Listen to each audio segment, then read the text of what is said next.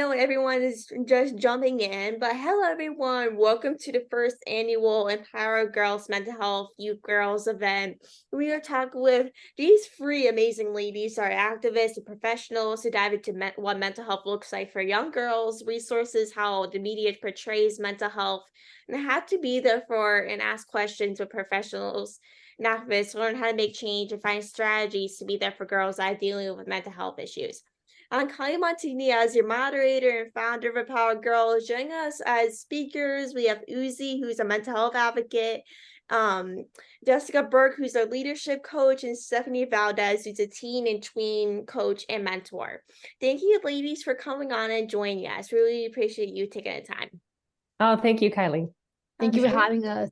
Absolutely. So the first question I have for you ladies is, what made you want to start your work? So I'll start with Stephenie on this one. Thanks. So in 2020, we all remember that was a interesting year. And while the world was still adjusting to the pandemic, I saw how the shutdown was affecting teens and tweens. And I felt compelled to help girls especially. So I started hosting in-person workshops outside and socially distanced, but having the girls interact, connect, and have good discussions with them. And shortly afterward, I was like, I want to take this message beyond. And so I, went on social media. I started a podcast and I kept sharing messages about self-development and confidence and relationships and mental and physical health. And that's where it all started.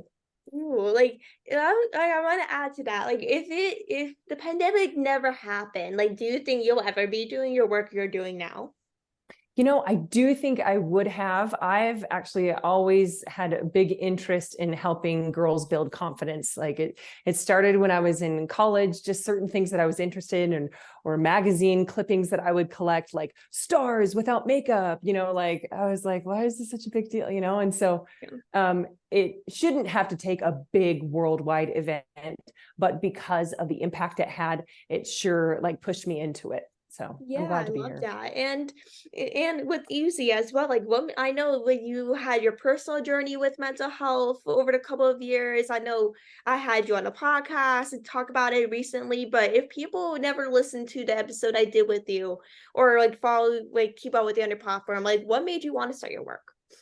I think that I think everyone can agree the pandemic really changed a lot of us in our hearts and our minds.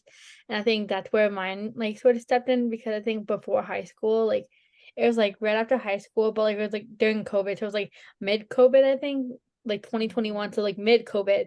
And I had a little bit of a crisis because nobody talked about emotions in Asian culture. No one really talks about it. And my school, we touched on it maybe one day out of the whole 360 year.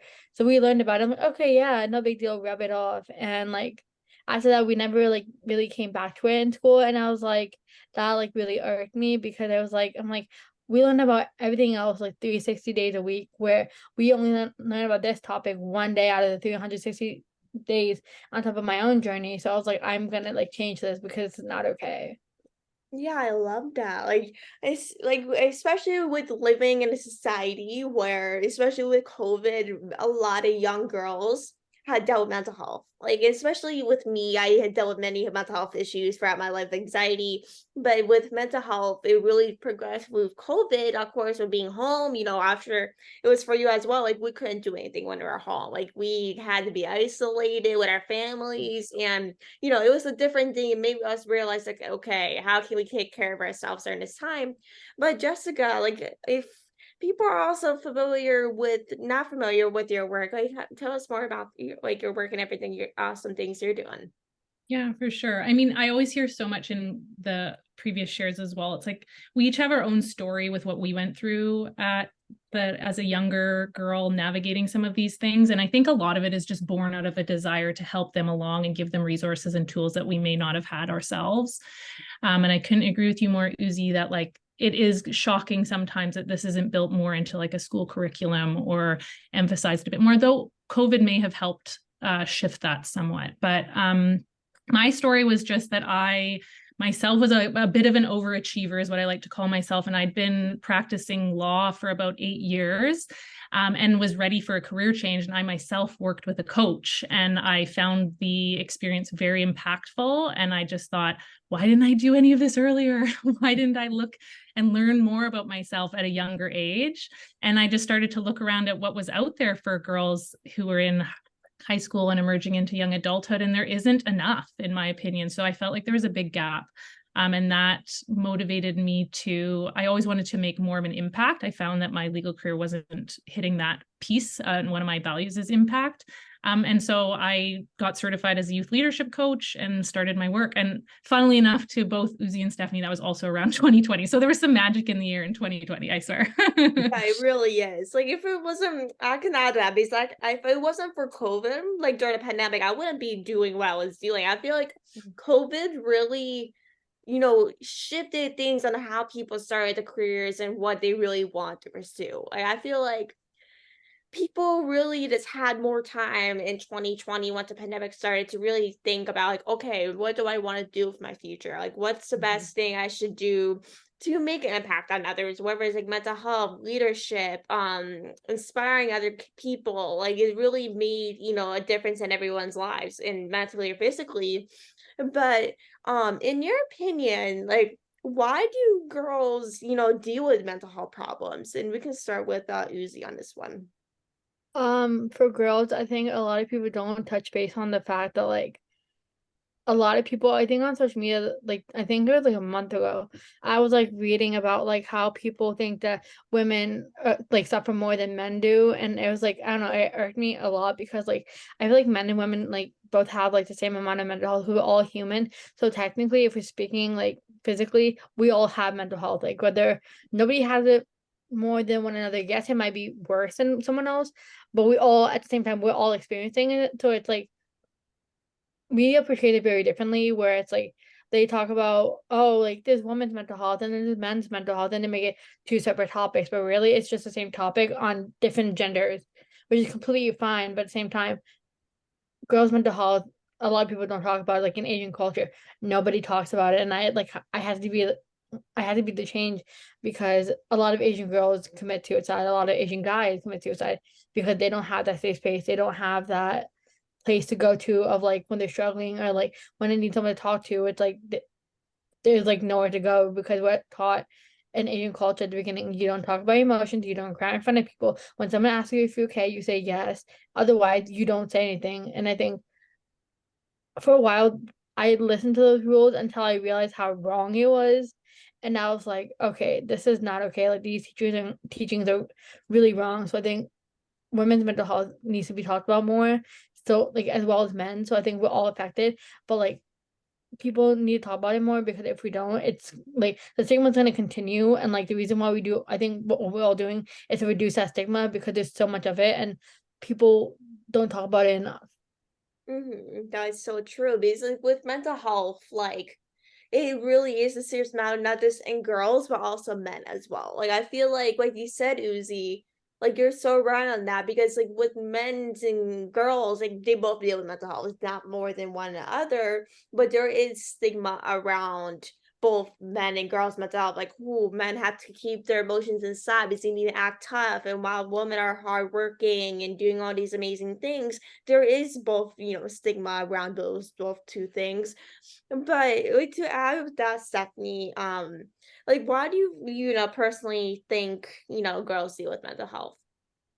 Well, I agree that for men, they deal with so much toxic masculinity that is not addressed. For girls, I think there's so much that's like in their face that everyone just accepts. Like, this is what life is like for girls. This is what you have to deal with. They get all these messages that they're not enough from the beauty, diet, fashion, fitness industries, adults in their life, their friends and classmates, and strangers on the internet. They all are throwing these messages that you're not enough. You need to change. Here's the next style, the next body type, the next, like thing that you are not, and you got to catch up or else you're out.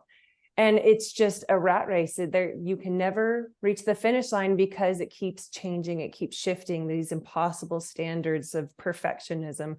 And it's all a lie. But there is a lot of just acceptance that like this is just what you have to deal with, girls. Like, you have to play the game. And I don't support that. Yeah, definitely. And what's the same thing for you as well, Jessica? Like, why do you think girls suffer with mental health? Well, I think Stephenie made a really great point about like the conditioning and the messaging that we're receiving. And a lot of that to me is that objectifying lens. So we are looking at women through a lens of their body image or how they present themselves to the world. And we're not necessarily looking at men the same way. And absolutely toxic masculinity needs to be discussed, and it's its own set of problems. Both of them are based on social conditioning or cultural conditioning, to Uzi's point. And so it's just the landscape is really complex. We're putting girls into this landscape, and then we're not really equipping them with the tools that allow them to navigate it in a way that they learn how to cope with that environment in a healthy way. And I mean, we all grew up with it. I distinctly remember I was actually excited when I was maybe 14 years old to get a Cosmo magazine or a 17 magazine and look through it. And I was absolutely thought that was cool, right? And so a lot of it is educating them on the other sides of that, and how do I look at this in a more balanced way, and how do I realize I'm being objectified in many ways, and that's a cultural thing. So it's complex. There's many reasons why it comes up, but I think that's a really good point to make as a big contributing factor. Well, yeah, you can ask some, Uzi. Oh, I want to touch on the point where she talked about the models and stuff like that. A lot of people don't like tend to realize like how bad sometimes the diet is, because what I've heard, personally heard, is that like when they have those models, they like make them do like a really bad like diet, like it's a really bad diet, and like a lot of those models have an eating disorder. A lot of people don't see that. A lot of models in magazines these days, even pop stars, like a lot of them either have a mental illness or an eating disorder, and a lot of people don't like, they only see like what people put in the magazine. People don't see the other side of it. They see one side, and that's the side they want to see. But then when they see the other side, they're like, oh, they're also human. A lot of people don't realize like these models and celebrities and movie actors and whatever not, and us as well. We're all human outside of our advocacy and whatever we're doing. We're also human at the end of the day. Yeah, 100%. I totally agree with that, Uzi, because I was just having a conversation with a family member just a bit ago about this situation, because with having, being a celebrity and stuff, like you can really still deal with mental health and stuff. And with having mental health and being a celebrity, a lot of people think, oh, just celebrities, like they think they're all that, they're cocky, like they don't have self-doubt, like they're just, different people than the rest of us. But then at the same time, they're actually real people, but they're all like just different. Even with having those magazines, I also read those like cosmetic magazines at like Ulta and the ones that get sent in the mail. Like who hasn't, read those magazines if you're a girl? Because it really, does bring, a lot of, self-doubt in people's lives, saying like, why am I not pretty like this late with this girl, or why am I not have the perfect body? Like it really does, reading those magazines bring a lot of, self-doubt about what you look like. But other than that, like, what are some tips for growing during a rough period? And we can start with Jessica. My biggest thing that I always share with my clients, and my dream when I'm working with girls of that younger age, is how do I start building community sooner? So community is a huge protective factor when we're looking at mental health issues and building resilience and combating limiting beliefs and self-doubt and all those things. And when I say community, it can be honestly one relationship with another person, one cheerleader who's in your corner, but it's really a feeling. So it's building that feeling of belonging, and that there's something bigger than yourself that excites you and supports you, because we all have rough days.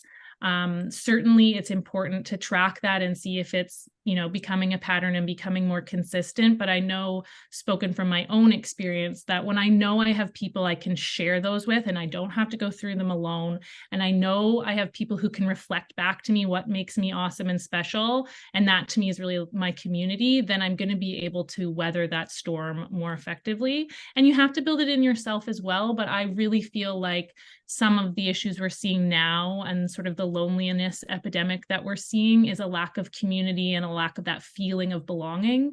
And so we have to be able to create spaces for girls where they can experience that, see how awesome it is, and keep having those sort of healthy spaces for them to navigate life's ups and downs. That's so true. And also, Uzi, you can add on to that. Like what are some tips for girls that are dealing with mental health issues? I think having that support system around you is very important. A lot of people don't touch base on like even outside of like therapy, like yes, a therapist, a psychologist, a counselor, whatever not. But I think most importantly, like having that like family bond. It doesn't always have to be family. It could be close relatives, it could be friends, it could be teammates, it can be coaches. Like if you have a good support system, I think that will help you a lot more because yes, you can go to therapy and it does help. I go to therapy, it helps. But I feel like more like the friends of like having friends there when you need it and like having those connections really help because when you have that friend group, you can kind of like go to them for like everything because you feel like your family. It's like you feel more into like connected, and sometimes family isn't what we need at that certain point in time. So I think friends are very like the people that we tend to go to, like even before we think of a therapist, we think of our friends. Like even before we even think about that, we always think about our friends, our family. But a lot of people don't think about professionals, and I think that's another thing. Going to a professional is okay, and taking medicine is okay because a lot of people don't talk about the fact that like some people do need medicine, and I think that has to be more normalized because it's not, and that's really sad. And I think taking medicine is also okay. Like if you're really struggling and meds are helping you, good for you. Therapy's helping you, good. If drawing's helping, good. Like all these different techniques, maybe even like journaling. Like the one thing I think I've said a couple of times before is that something that might help me might not help you. So everyone has their own way of dealing with these type of stuff. Yeah, you said it perfectly, Uzi, because everyone, like, whenever you're dealing with mental health, like, everyone deals with mental health differently. Like, you growing up, like, I always, personally forbid therapists. If someone recommended it, I'll be like, that's not an option. Because I don't know if it was the same for others, or maybe it is, but I always felt if I go to a therapist, I'm like something like if I feel like I was going to get judged for going to a therapist. And also like I felt like personally I could deal with my things, my journeys on my own, besides going to an actual therapist, even though there's nothing wrong with therapists, don't get me wrong. But personally, with having, having the things that go with therapists, it really, feels like because having that support system into going to a therapist, it can make you seem like feel so strong with having confidence to go to a therapist. But Stephenie, I want to ask you the same that question. Like, what are some tips of people that are dealing with a mental health problem? So I actually learned so much about self-compassion from Dr. Kristen Neff. I don't know where I was before then, but it opened a whole world to me.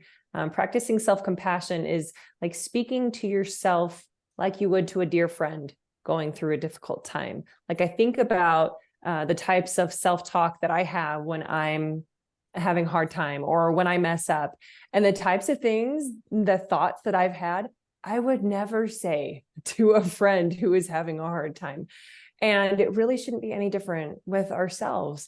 We should be giving ourselves kindness, understanding, and acceptance. And that can really go a long way, especially if you're in between, appointments with a therapist, or if you can't get to a friend or a trusted adult right away, you can take care of yourself and have compassion in the meantime. And practicing that regularly, it really does become like a stronger muscle. Yeah, that is seriously a good explanation. I heard that somewhere, but like with talking to like yourself, like you should, like you said, Stephenie, should talk to yourself like you're talking to your friend. Because I know people might say like, okay, well, we're two people, like we're all our own biggest critic. I know that it's like basically an accurate fact, but it really isn't that hard to, well, it kind of is hard personally, like, but as time goes on, it's, you really need to treat yourself the way you would treat a friend if they're in your position. Because with having to talk to your friend, like giving them self-confidence and being there for them, like just give yourself maybe 5 tips a day saying, "Okay, I'm amazing, I'm beautiful, I'm talented." Like, just give yourself 5, things a day saying, "Okay, well, what am I? Am I pretty? Am I smart?" Like, what things I am to really just give you a boost of confidence to manage your mental health. But personally, to add to that, how can we usually just boost our confidence in our everyday lives? Like, what are some ways for you guys that have helped you build confidence in your everyday lives? If we can start with Stephenie. Well, just like you were saying with affirmations, it's a great way to counteract those negative messages with positive ones. And like, so reframing negative self-talk thoughts, repeating affirmations in the mirror to yourself out loud. Yes, I know that sounds like, oh, how is that going to feel? There is a big difference in just like thinking something than like looking at yourself and saying it to yourself and feeling it, like internalizing it.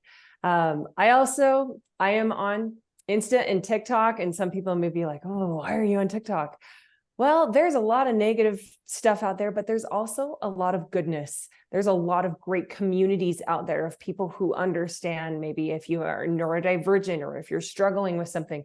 And so if you can find accounts that make you feel better and unfollow those or mute if they're friends, like you don't have to keep things like in your feed because it will eat at you. And so you want to surround yourself with positivity, whether it's online or even friendships. Definitely. With social media, it really could, cause so many mental health with seeing stuff like, okay, this is like you see someone posting, having the best like time of their life, they're out every single day with their friends. It can really, damage someone like, okay, why am I not living like that? Like social media can be like a big way to really damage like your mental health in a way. But what about you, Uzi? Like, what are some ways, you can boost your confidence? I think there's a trend, not trend, but like there's a thing I watched one time where this girl, she had a picture of herself when she was a kid. She put it up on her bathroom mirror and she would like say, if I wouldn't say this to this little girl, I can't say it to myself. And I think that's like the biggest, like, it was like a big, like, what do you call it? A big knuckle to my, I was like, dang, like, I have a picture actually right here of me when I was little. Hold on. Yeah. So like every time I look at her, I'm like, if I don't say it to her, I can't say it to myself. And I think like that's one thing. And then another thing is like drawing or like having like doing my podcast or just like literally sleeping or like driving around because that's the biggest thing so far for me is driving around and having no one in the car and it's just me and my music and nobody else. Or like sometimes a lot of people like on social media, like I want to head on social media. Um, she's right because the thing is, whatever you watch, sometimes it'll bite at your attitude. Like if you're watching like good like mental health videos, it'll help you more. But like if you watch something negative, it's gonna if you continue watching negative and negative and negative and negative, it's gonna eat at your brain and all you're gonna think is negative, negative, negative, and it's gonna like it's like a rotating ball of like if you watch this, I'll feel this way. If I watch this, I'll feel this way. It's like if you know the way you want to feel, watch those videos. But don't follow accounts just because your friends are following them or just because you're friends with them does not mean you have to follow them on every single social media website. Trust me, I have been there. Do not follow people just because you know them because some people you think that are good for you aren't really good for you. Or like if you feel like, oh yeah, they're my friends, I'll follow them. People on social media and people in real life are two different human beings. Trust me, two different human beings.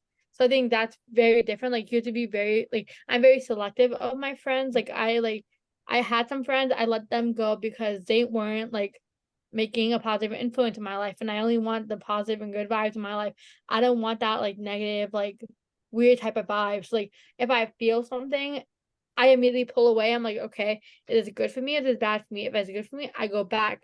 If it's not, I pull myself back, back, back until like I realize this is what I need in my life, this is what I want, and this is what I don't want. Want like you said it like so good, did better than I could use. You said it so well. But what about you, Jessica? Like, what are some ways, or even tools on how we can build our confidence? Yeah, I mean, I love that this is going into a discussion a bit around social media, because that is just a huge vehicle and big impact piece for that, building versus retracting from your confidence. And I think the skill there that I was hearing even in Uzi's share is the skill of like, as I'm consuming media, how's my body feeling? Like, it's actually taking it from just when you're just in your brain and it's addictive and you're unable to build that awareness, it's like actually taking a step back and saying like, how is this making me feel? And then taking that pause to make an informed decision based on how that's making you feel.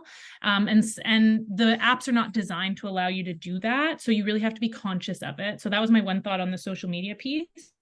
But when I hear confidence and I'm thinking about building confidence, I actually like to take it down a layer. So I see confidence as potentially ebbing and flowing based on, I do super well in a test, I'm feeling confident.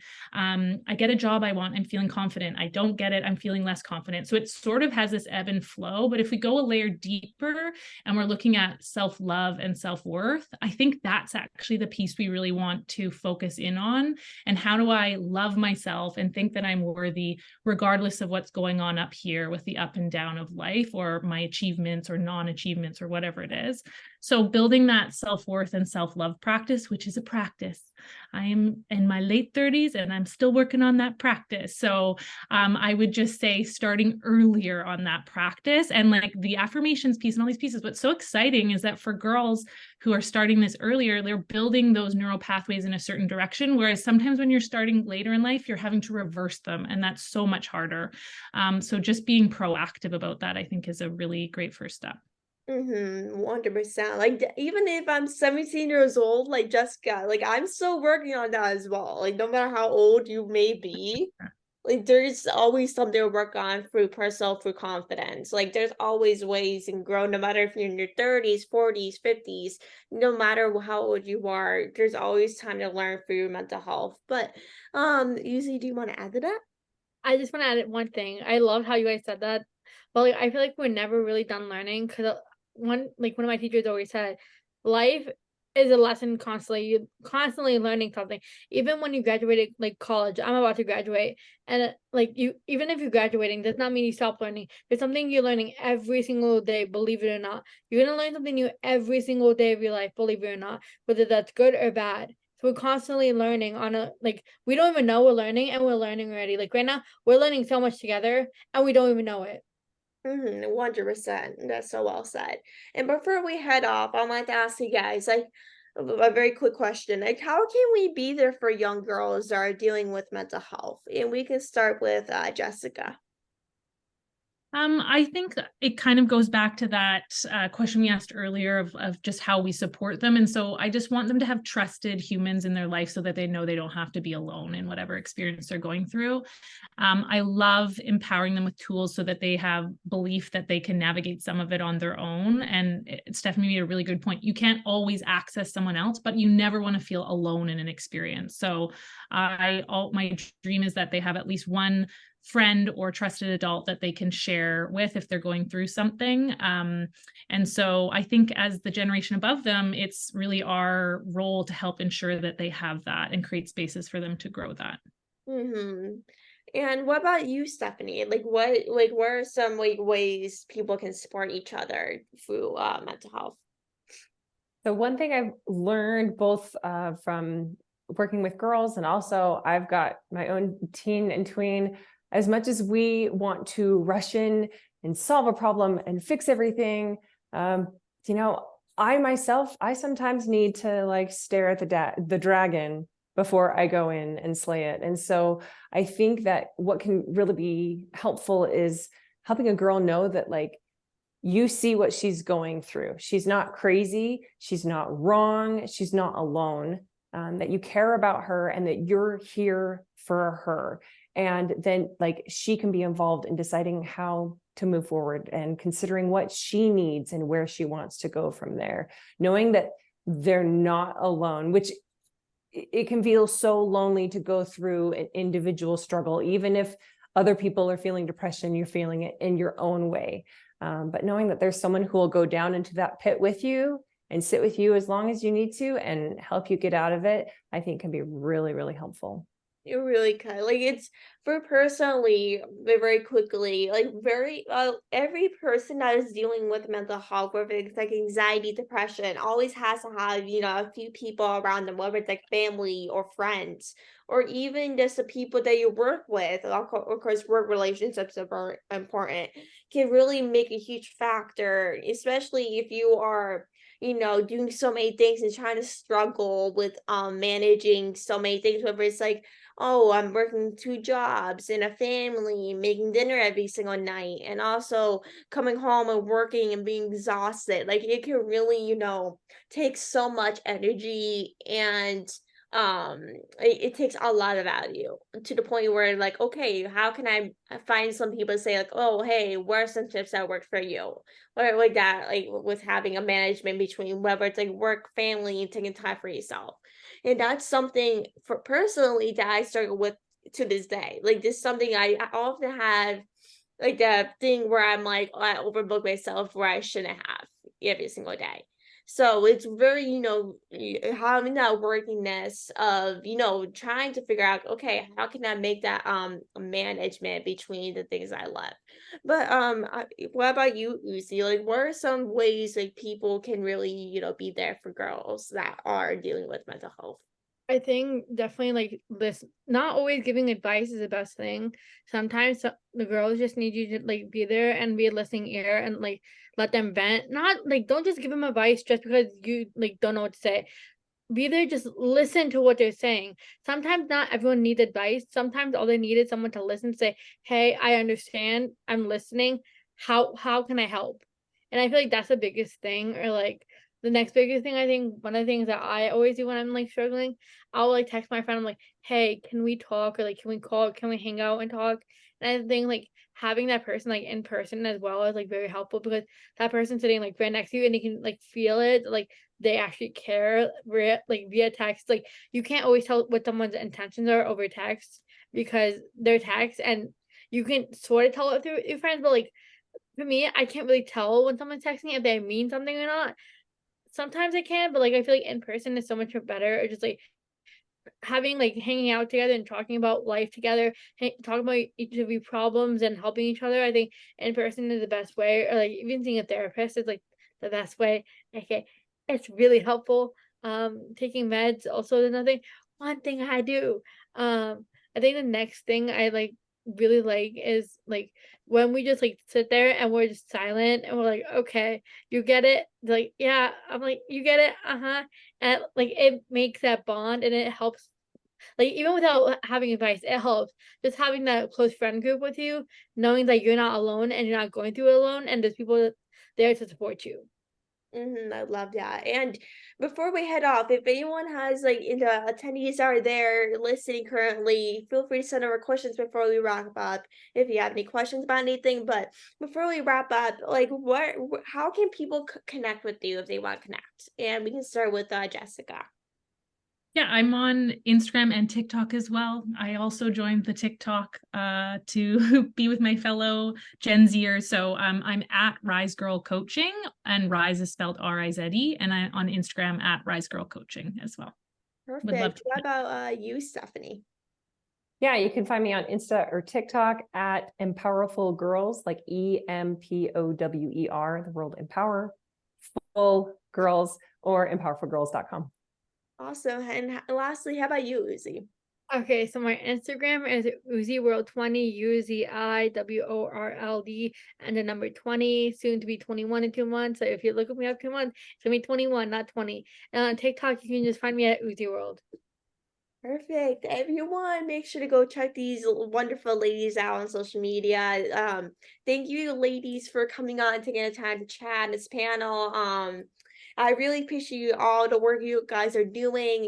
It's seriously making a difference. And I appreciate you guys coming on and taking the time to chat. If anyone has any questions, feel free to reach out on social media or feel free to send me an email at kyliesbro62@gmail.com if you have any questions or want to learn more about Power Girls, or if you have any questions for these speakers. But thank you guys so much for coming on and chatting. It's much appreciated.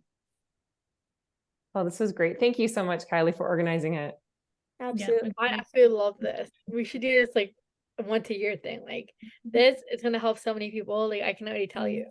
Oh, thank you. I appreciate it. Yeah, this should maybe do a good in part two, maybe at some point. But thank you, ladies, for coming on and having a good rest of your day, guys. Thanks. Bye, Take everyone. care.